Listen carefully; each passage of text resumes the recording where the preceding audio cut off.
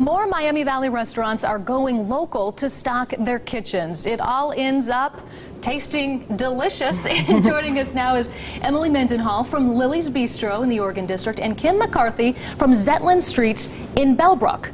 So welcome, ladies. Thanks so much for joining us to talk about this. We were just right now in commercial break saying you guys are desperate for spring to get here. You're ready to revamp your menu with all of the goodies from local farmers for springtime.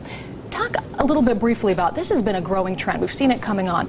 More and more restaurants using what is grown in their area.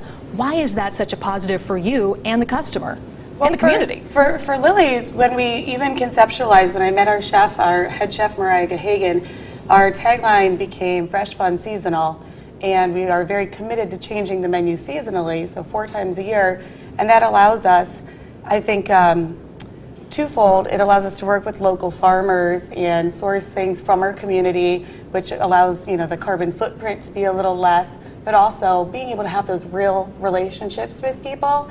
And then the main thing really is when you eat seasonal food, you eat food when it's at its peak and at its best. So thinking about springtime, we're just all about waiting for asparagus and lamb and peas and then rhubarb. So just having the food when it's really at the best that it can be.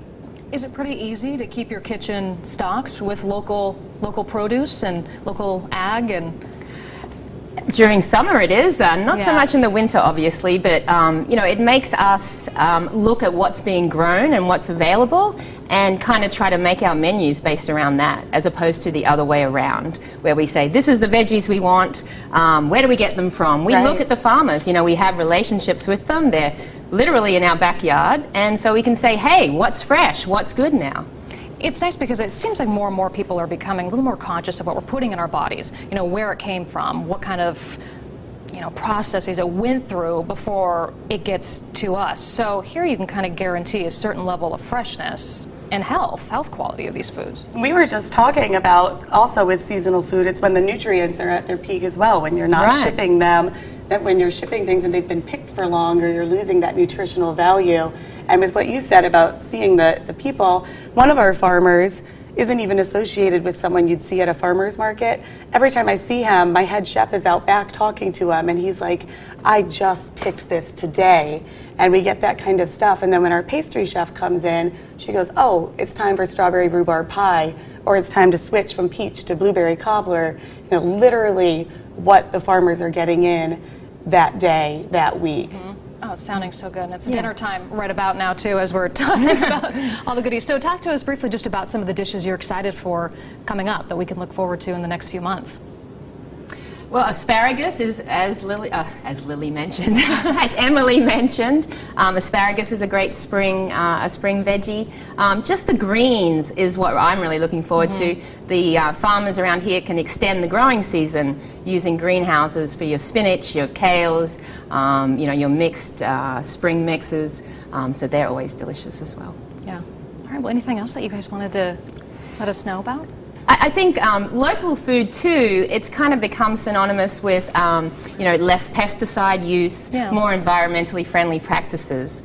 So obviously that's a great benefit for the community and everyone who lives in it. And I thought it was cool how you guys said your restaurant's got your name. How did you name your? Is that yeah, that's the name of the street I grew up on in Australia. And then Lily's is, a lot of people call me Lily, and I tell people all the time I'm just half of Lily. My mother's name is Lisa, and I'm Emily, so it's the L-I and the L-Y. And a lot of folks know us from, we've actually run Blind Bob's. It's a bar in the Oregon District for 7 years in August, and Blind Bob is my father. We always say Bob's is a little more my dad and my brother, and Lily's is more my mother and I, kind of a place you can go, enjoy that seasonal food, sit on a patio, get a nice bottle of wine, things like that. You're bringing on the spring fever for us. Yes. Ladies, thanks so much for talking about farm to table. It got us excited for some yummy dishes. Join the conversation. Tell us what your favorites, what you're looking forward to eating in the springtime. Exciting stuff. Tweet us at 5 on 2, or you can find us on Facebook. All right, let's turn now, speaking of weather,